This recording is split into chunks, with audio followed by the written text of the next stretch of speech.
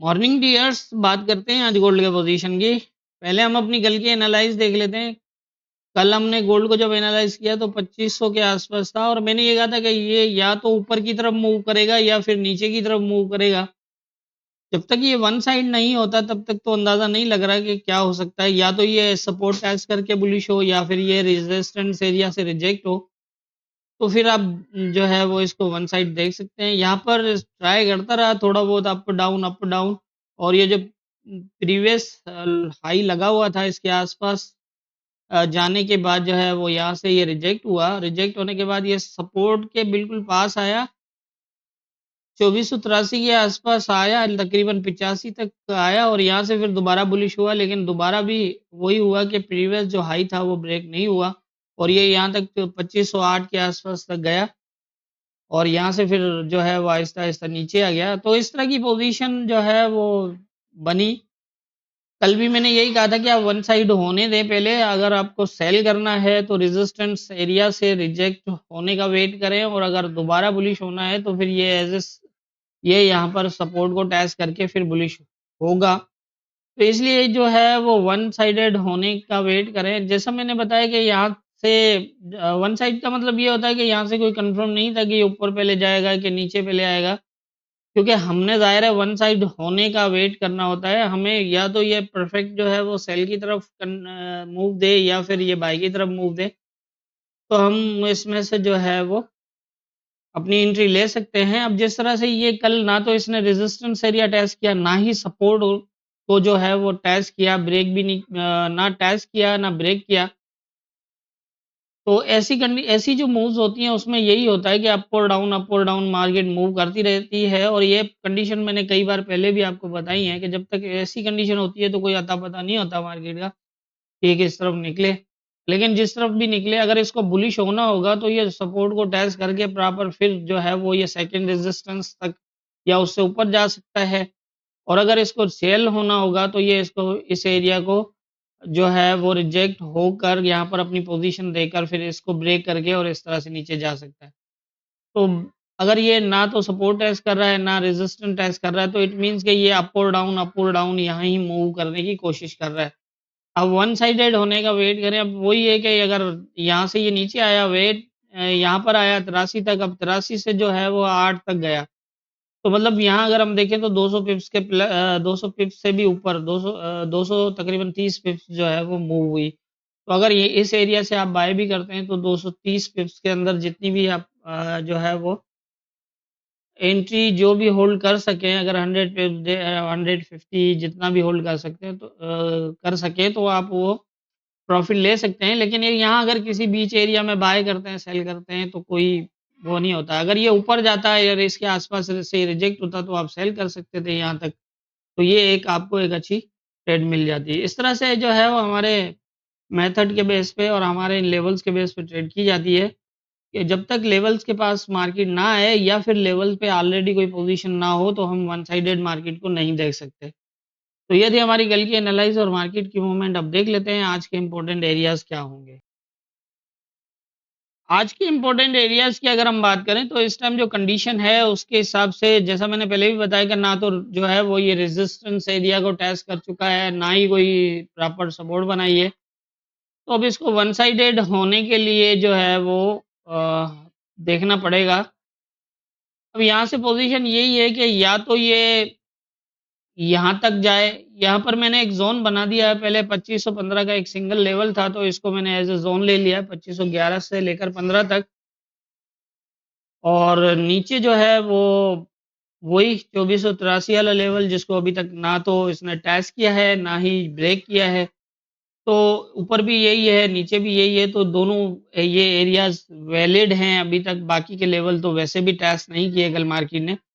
हाँ, एक बीच में मैंने एक छोटा लेवल लिया है कि ये एक ऐसा लेवल हो सकता है। अब ये अगर ये नीचे आता है और यहाँ से रुकता है तो फिर ये दोबारा जो है वो ऊपर की साइड इसको टेस्ट कर सकता है। और अगर है ये कोई इम्पोर्टेंट एरिया नहीं है क्योंकि आप देख रहे हैं कि ये ऊपर भी ब्रेक है और नीचे भी ब्रेक है। तो इतना वो नहीं है, वैलिड नहीं है। लेकिन क्या है कि जब ऊपर के एरियाज़ मार्केट ब्रेक नहीं करती ये दोनों रेजिस्टेंस एरिया को टेस्ट नहीं करती है और सपोर्ट एरिया को भी जो है वो टेस्ट नहीं करती, तो वहां पर एक मार्केट जो है वो बीच में अपनी मूवमेंट के बीच में एक एरिया बनाती है, जिस तरह ये मैंने बताया कि फिर यहाँ से जो है वो इस तरह की पोजीशन बन सकती है। तो ये है कि यहाँ से अच्छी 2495 से लेकर 2515 तक, 11 से 15 तक ये एक बन जाएगा। ये मैंने जैसे पहले भी बताया कि कोई इतना ज़्यादा भरोसेमंद तो एरिया नहीं है, लेकिन ये है कि अगर ये मार्केट आती है यहाँ पर और रुक स्टे करती है, तो फिर दोबारा इस तरह की पोजीशन बन सकती है। जैसे ये यहाँ पर आए और इस तरह जो है वो पोजीशन बन सकती है। ऊपर मैं फ़िलहाल तो नहीं कह सकता कि ये जो है वो ब्रेक होके ऊपर निकल जाएगा, लेकिन ये है कि आप वेट करें। जैसा मैंने ऊपर का बताया कि नीचे पोजीशन नहीं है, तो ये इसको यहाँ तक भी जाके दोबारा रिजेक्ट हो सकता है। हाँ, ये है कि अगर H4 का क्लोज़ दे और फिर स्टे भी दिखाए, ये नहीं है कि सिर्फ़ एक क्लोज़ दे, बल्कि स्टे भी दिखाए तो फिर ऊपर की तरफ जा सकता है, क्योंकि यहाँ पर कोई प्रॉपर लेवल तो नहीं है जिसके बेस पे हम एक क्लोज़ पे जो है वो अंदाज़ा लगा सकते हैं। तो ये हो सकता है अगर ये यहाँ से यहाँ आता है और इस एरिया पे पोज़ीशन बनाता है, सपोर्ट बनाता है, तो फिर यहाँ से जो है अगर ये प्रॉपर सपोर्ट बनती है नीचे वाली 2483 वाली, तो फिर ये हो सकता है कि यहाँ तक, और अगर इसको ब्रेक कर देता है तो फिर यहाँ तक भी जा सकता है। ये यहाँ से हो सकता है, यहाँ से मुश्किल है। अगर ये यहाँ से इस तरह ऊपर जाता है तो फिर मुश्किल है, लेकिन अगर यहाँ से जाता है तो फिर हो सकता है। तो इस तरह की पोज़ीशन बन सकती है, और अगर ये इसके नीचे ब्रेक करे इस एरिया को, तो फिर मैंने जैसे कल भी बताया था कि इसके नीचे आपको H4 के 2 क्लोज़ चाहिए, 1 नहीं 2 क्लोज़। 2 क्लोज़ हों, उसके बाद जो है वो ये फिर भी ये ऊपर जाने की कोशिश तो करेगा, 2480 तक चला जाए, 83 तक चला जाए, लेकिन ये है कि फिर ज़्यादा चांसेस होंगे कि यहाँ तक जाने के बाद जो है वो नीचे की तरफ मूव करेगा। जब 2 क्लोज़ लगेंगे तब, क्योंकि अब मार्केट को हम ऐसे ही जज करेंगे कि ज़ाहिर है एक मार्केट काफ़ी बुलिश ट्रेंड के अंदर चल रही है, और फिर ऊपर से एक हाई रिजेक्शन एरियाज़, हाई जहाँ पर कोई लेवल ही नहीं है, ऑल टाइम हाई एरियाज़ में खड़ा है। अभी कोई पता नहीं है कि कहाँ से जो है वो फ़ास्ट नीचे भी गिर सकता है, क्योंकि अब बीच में कोई लेवल नहीं है तो मार्केट को रुकना मुश्किल होगा। तो ये है कि आप इस एरिया की पोज़ीशन पे जो है वो इसको मॉनिटर करें। जैसा मैंने बताया कि अगर ये यहाँ से सपोर्ट बनाता है तो फिर इस तरह हो सकता है, और ये भी हो सकता है कि अगर ये इस एरिया को ब्रेक करे, यहाँ तक कोई क्लोज़ दे, तो फिर यहाँ से इस एरिया को टेस्ट करके ये दोबारा फिर इस तरह भी हो सकता है। ये एरिया अब काम आ सकता है इन दोनों पोज़ीशंस के अंदर, लेकिन है अनवैलिड, कोई इतना ज़्यादा वैलिड नहीं है। लेकिन जहाँ तक फिर भी ये कुछ काम दिखा सकता है, जिस तरह अगर ये नीचे का लेवल ब्रेक हुआ तो इसको टेस्ट करके गिरेगा, और अगर ये ऊपर का यहाँ स्टे कर गया तो फिर ये इसको टेस्ट करने की कोशिश करेगा। तो ऊपर भी मैंने ज़ोन बना दिया और नीचे वाले तो वैसे ही सारे वैलिड ही हैं, क्योंकि अभी तक कोई ब्रेक या फिर टेस्ट नहीं हुआ है।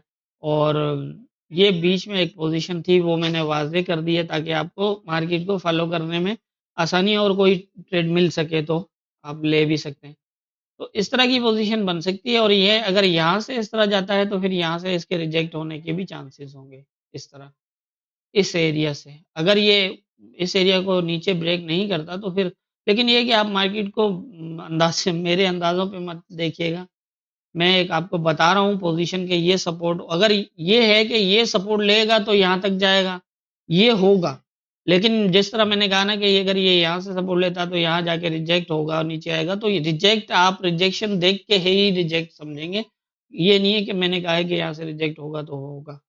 यहाँ पर आप, ये है कि आप, ऐसा होता है ना, देखिए इससे एक ये फ़ायदा होता है कि अब मैंने ये मेरा अंदाज़ा है कि अगर इस एरिया को सपोर्ट लेता है तो इससे रिजेक्ट होगा। तो आपको पहले से पता है कि इस एरिया से रिजेक्ट हो सकता है, तो आप अपनी रिजेक्शन यहाँ पर कन्फर्म कर लीजिएगा। बस यही होगा। ये है कि आपको एक आसानी रहेगी कि आप ये इस एरिया में अपनी कन्फर्मेशन के लिए वेट कर सकते हैं। हाँ, अगर इसको डायरेक्टली इस तरह ब्रेक कर देता है, जिस तरह ये यहाँ पर ब्रेक हुआ था, तो इस तरह अगर ये डायरेक्टली इसको ब्रेक कर देता है, तो फिर आप समझ सकते हैं, ऊपर का मैंने बता दिया कि H4 का क्लोज़ और फिर थोड़ा-सा स्टे करेगा, कम से कम 2 M15 के क्लोज़ H4 के क्लोज़ के बाद देगा ये, फिर ऊपर जाएगा। तो ऊपर का मैंने आपको बता दिया, सारी तकरीबन जो है वो चीज़ें लेवल्स के ऊपर से ही समझा दी हैं। तो इसी हिसाब से ही मार्केट मूव कर सकती है, जो मुझे लग रहा है। बाकी होना क्या है ये तो ऊपर वाला बेहतर जानता है, दुआओं में याद रखिएगा।